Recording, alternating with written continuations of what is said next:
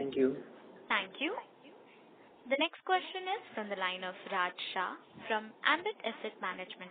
Please go ahead. Thank you for the opportunity. So I want to understand how is Sorry your... to interrupt you, sir. May I request you to please use your handset? Hello, can you hear me now? Yes, sir. Please go ahead. Yeah, I wanted to understand what is our inventory policy, like what is the average number of inventory days we hold, and if suppose any merchandise gets around 2 to 3 months old, so what is the discounting that we take? So generally, as on 30th June as we speak now, our inventory days are 120 days on sales. And generally we have a policy in which we try to liquidate the inventory during the end of season sale. That is why over 86% of the sales comes from the full price sale through. Okay. Yeah, and from the IPO process, like what kind of debt reduction would we see going forward, and how much of this capital would be used for store expansion? So, as you see the offer document, 146 crore was intended to repay our debts, and balance was to improve the working capital or for growth strategy. So, as of Q1 FY25, the total bank borrowings was 153, and with the offer proceed, we will intend to reduce it further. Okay. Yeah, and just the last question. So, in terms of new designs, so in every season, what kind of new designs do we take, and what is the average period of design conceptualization to reaching the shelf? So it's a period of 6 to 9 months typically. So for any season, the designer and the merchandiser both work with the manufacturer. They curate what is the trend that is going to be coming of a car, which is going to be for the next season. They create a mood board, and depending on that, they curate all the articles range and they showcase their presentation, and then the product is selected. So typically end to end from designing to giving order to the vendors and to the delivery, it is a cycle of 6 to 9 months. Okay. And what percentage would be in-house designing? So basically, we have got in-house 57 people team, including the designers, quality checks, and the merchandiser, who sits together and they work together on the design part and on the different merchandising part. And with the help of manufacturer, they curate those designs and their articles. So everything is designed in-house, right? No, you see, basically it doesn't work exactly in terms of designing. So there are lots of times it's only a fabric. When you play in garments now, it's not only a design part. So when the fabricator shows you different fabrics, that this is the fabric, this is for example, this is a floral prints that is going into this particular summer season, and this is the color combination of pastel shades which is going to be very hit for the trend. So the merchandiser's role is to select from those fabrics, and on those fabrics they try to play it on. Because we are a value fashion retailer, so it's more of a fast fashion. Okay, understood. On that particular fabric, they conceptualize and design. Understood. Okay. Thank you so much. Thank you. The next question is from the line of Abhishek from AB Capital. Please go ahead. Hello, can you hear me? Yes, sir. Yeah, you're audible. Yeah. What will be the ROE trajectory going forward? ROE. Yes. So ROE in FY24 we had 11%, right? And going forward we will intend to be in between 11 to 13%. Okay. And what will be the sales growth going forward? So last year FY25 we did 9.54% as the SSG growth, and this year we started with the guidance of 8%. But the way we are seeing the traction coming from all the geographies, we have increased our guidance from 8 and we have changed it from to 9 to 10% will be the guidance for this entire financial year in terms of SSG. And as on 30th September, as we speak, our SSG stands at 41%. Okay, thank you. Thank you. The next question is from the line of Pratik Giri from Shubhlab Research. Please go ahead. Sir, am I audible? Yes, sir. Thank you for confirming. Mr. Surana, congratulations on successful listing. and thank you for giving me this opportunity. Mr. Shana, 2-3 questions from my side. First one is, we have already seen, around 15-20 stores being opened during this IPO process. How many more store addition do we see in FY25? And of what typical size we are planning this store addition in?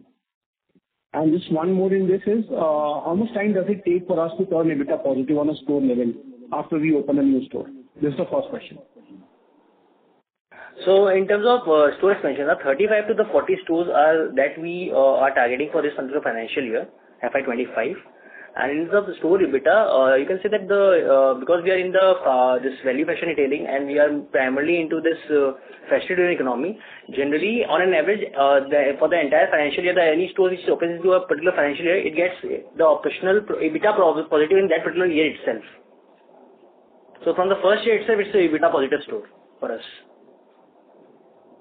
Got it. So you mean in FY25 there is to be around 20 more stores to be open, and within 1 year our stores turn EBITDA positive, correct? Correct. Understood. Mr. Swana, my second question is on the growth roadmap for next 3 to 5 years. If you can allude, what is the north star we have set for ourselves? We are already around 185 stores.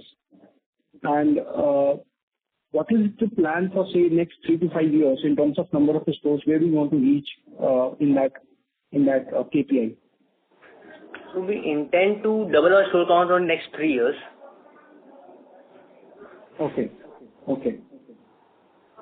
Understood. Anything further you would like to add on profitability or something? Because, growth definitely will come with incremental stores.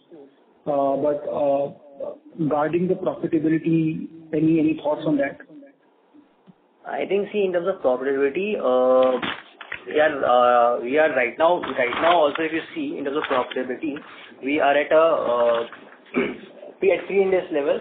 We are at 3 pre-Ind AS levels. We are already for FY24 at 3%, and for FY25 our guidance will be within 3.5 to 4%, and our target is to reach to a profitability target of 4 to 5%. Maybe in 2 years' time. Post that we would like to give all the entire extra profit that whatever we earn to the consumers itself, so that we can have a higher command over the product and the consumer section that we are dealing in. Understood. Very helpful. The second question is, the third question is on the inventory management side. Probably what we have is something around 2.5 to 2.6 tons, whereas a few other people in the industry are doing a number which is higher than this. So how would you look at this KPI?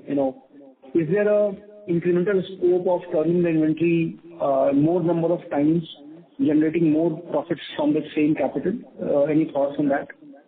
And additionally, sorry to interrupt, Mr. Swana. Yeah, please you go ahead with your question. Yeah. The role of technology in this, because we have retailers in India who have been doing phenomenal job in inventory turns and generating profits on that. So how do you look at the role of technology in this and your target for inventory turns? So in coming to the first question, in terms of inventory now, because we are East India player now, so typically the 31st March and 30th September for us looks very higher on the inventory because of some festivals going in the month of April and October, which is not a correct inventory for the entire year that way. And second thing is because we are a growing company and the annualized sale has not been taken in account, but the inventory has been taken in the account. So as a result, inventory days looks little higher, but that's not the actual picture for the actual picture. And coming to your second question regarding that technology, we are investing heavily in the technology. So we have just created an ultra modern facility in our warehouse, which is a 1.8 lakh square feet, and we are trying to reduce the timeline between a store supply from warehouse to store, because we are seeing that the faster you supply to the store, higher will be the sales achieved in the store, and higher will be the turn, lower will be the aging inventory. Plus experience that we are getting when we are entering into a geography, where after spending 3-4 years in the geography, in terms of cluster-based approach that we are following, we tend to understand what is selling and what is not selling. So I think all this combined knowledge, we are putting it in our on the tech part. We are building that logic and algorithm, which is helping us to improve inventory turn in stores also. Understood. 30th September, so the September balance sheet will be published. May I request you to please rejoin the queue for your follow-up question? Ma'am, this was just a clarification, if you may allow. Okay. I was just asking, the 30th September balance sheet number will be a fair figure, sir? Correct. No, so 30th September and 31st March will be on the higher side in terms of inventory weightage because of our seasonality factor. Okay, so you're saying both the dates will have heavy inventory in the balance sheet? Correct. Okay. Thank you. I'll join back with you. Thanks a lot. Thank you. Thank you. The next question is from the line of Raj from Arjav Partners. Please go ahead.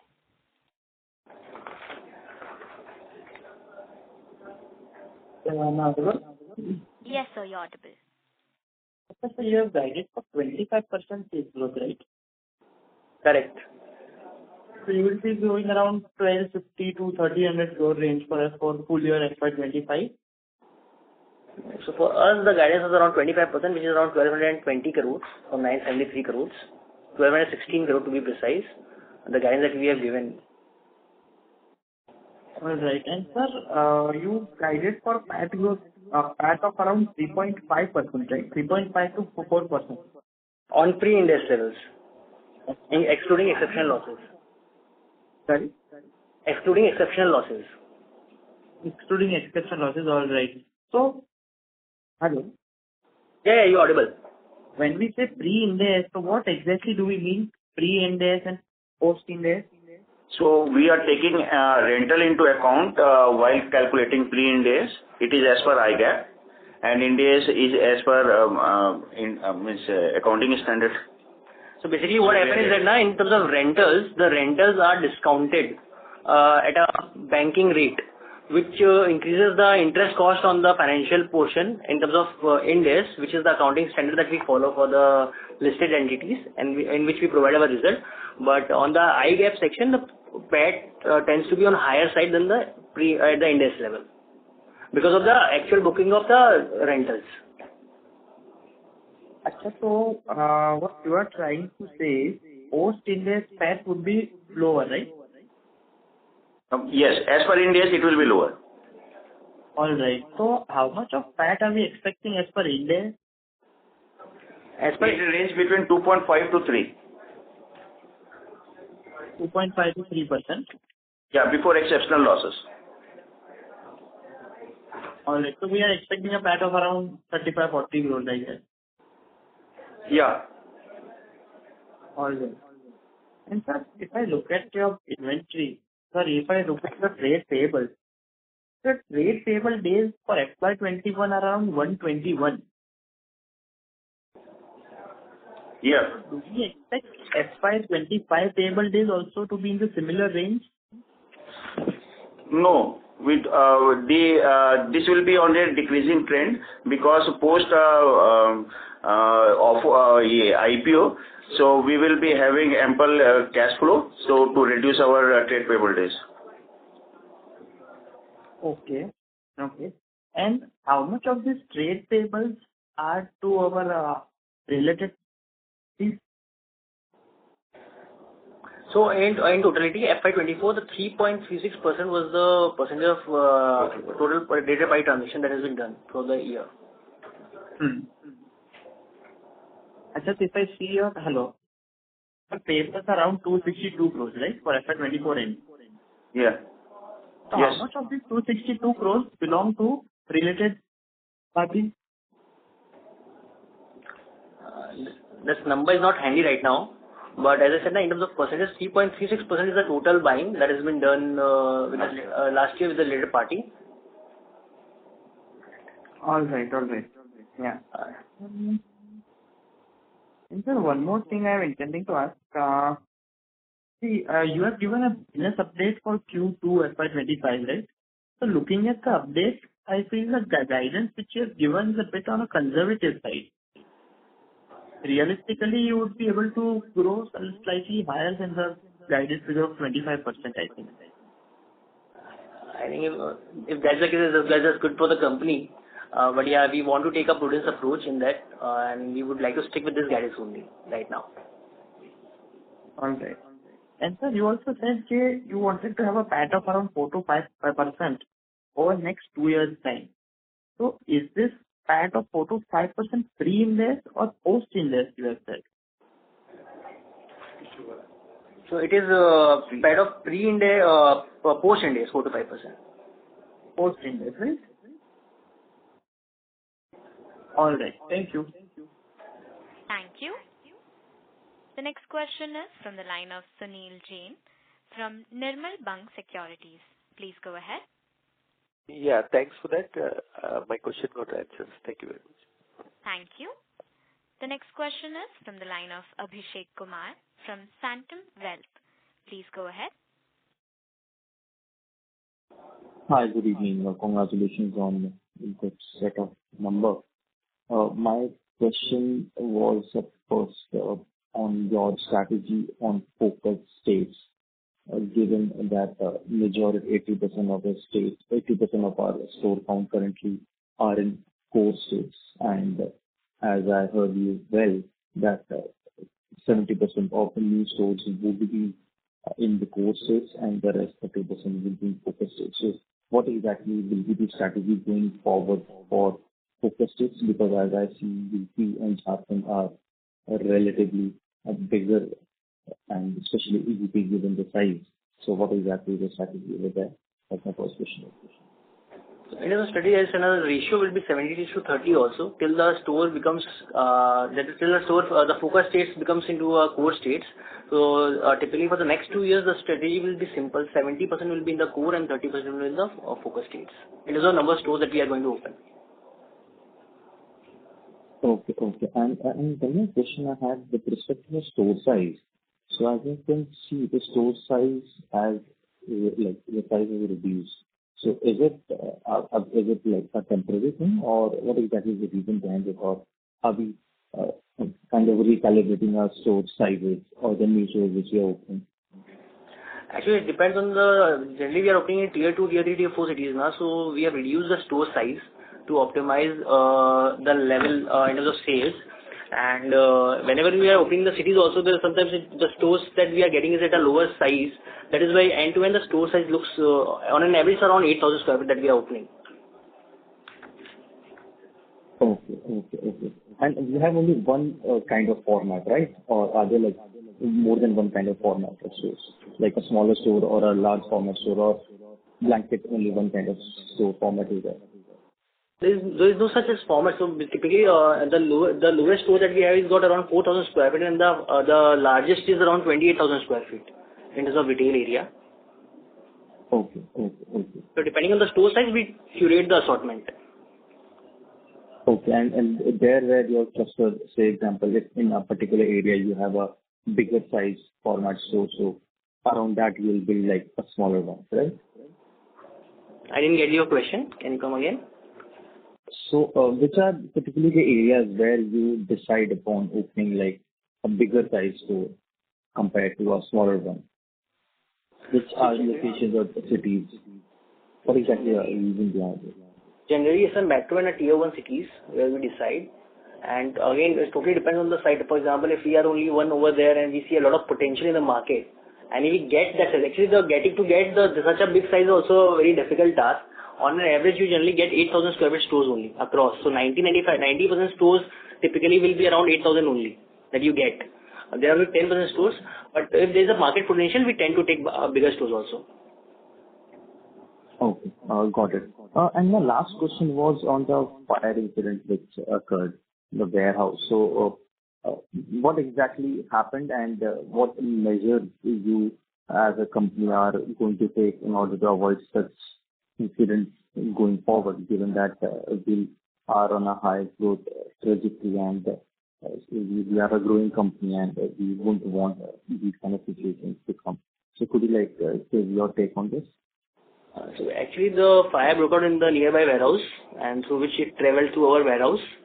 And in order to we have taken all the measures that we can take on the fire part. Even in the new warehouse, we have created all the modern equipments that we have given. But again, saying to that, the first thing that we have did is that we have tried to separate our warehouse from the other warehouse. We are not keeping it on a one boundary wall going forward. Which was our learning from this fire. Thank you. Thank you. The next question is from the line of Yash Sonatlia from Buoyant Capital. Please go ahead. Hi. Thanks for the opportunity and congratulations for good set of numbers. So my first question is, sorry if I'm asking this again, but can you help me understand how much of your inventory will be more than 1 year older and how we plan to discount it, like how the discounting works in our store? In terms of percentage, we generally don't mention it, but the way we discount is that we have a policy, internal policy with the operation team and the merchandising team, in which they have a product lifecycle management system through which they try to gauge which is a moving and non-moving inventory, and accordingly they plan a discount on that. And typically our average ASP is also very low, so while giving a little discount also we are able to liquidate more on the inventory side. Got it. And what is the number for more than 1 year older inventory? Sorry? So we cannot comment on that right now.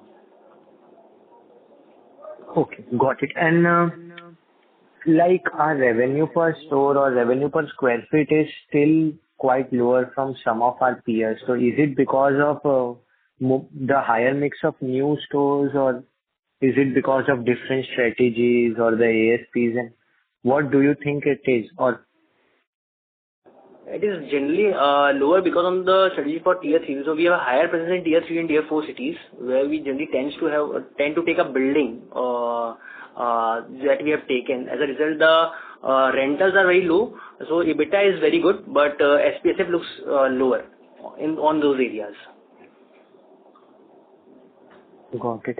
And like in last few years, all the companies in the industry has grown well, and now everyone is having the ambition to grow by 40-50 stores a year. So will it impact structurally on revenue per store or square feet for all the companies, because then everyone will be entering each other's states or cities or towns? So I will tell you the market is big enough for everyone, because right now also if I see now, the most of the places where we are in tier 2, tier 3, there are only 2 to 3 stores, organized level stores right now. And the major part of chunk is still going to the unorganized market. And as the market expand, I think the way we are seeing the traction, huge traction is coming from unorganized to the organized section. So there is enough room for everyone to stay. Yeah, but the people who will invest in technology, who will invest in the process, I think they tend to grow, will be able to sustainably grow the number of store counts, because retail is very simple that way. It's not nothing out of box, but you have to have a strong processes and investment in technology to grow sustainably. Got it. Thanks for answering all the questions. That's all from my side. Best of luck. Thank you. The next question is from the line of Naitik from NV Alpha Fund. Please go ahead. Hi, sir. Thanks for taking my question. Congrats on a very good set of numbers. So my question is on the geographic concentration that we have. So almost 50% of our revenue is concentrated to West Bengal. So any thoughts on or strategies on reducing that concentration of revenue? And where do we see this going forward in, say, 2 to 3 years? Is it going to come down, or is it going to remain the same? So gradually as we are entering into the newer territories in the focus markets also, and even in the core markets. So from whether it was very high in last 3-4 years ago, right now it has reduced substantially very low. And as we speak, the concentration on the Bengal side as on FY24 is around 45% revenue coming from the Bengal, but it will reduce in the near time also, in the next 2-3 years. And in the Q1 FY25, 42% of the revenue has come from Bengal. Okay, got it. And my second question is, sir, if you could give a little more color in the light that 45% of the revenue is concentrated to West Bengal and the Durga Puja season is probably 10 days earlier this time. So, how will that affect us going into Q3 and, if you could give some color on that? So, as I said, for the entire financial year, as I said, the 25 will be the guidance. Right now I cannot comment on the quarter 3 because it's a Q1 business update. But the flavor will be around 25% in terms of calculation. You can count that way, how much it will be. Okay, sure. Got it. Thank you. That's all from my side. Thank you. As there are no further questions, I would now like to hand the conference over to Mr. Suyash Samant for closing comments.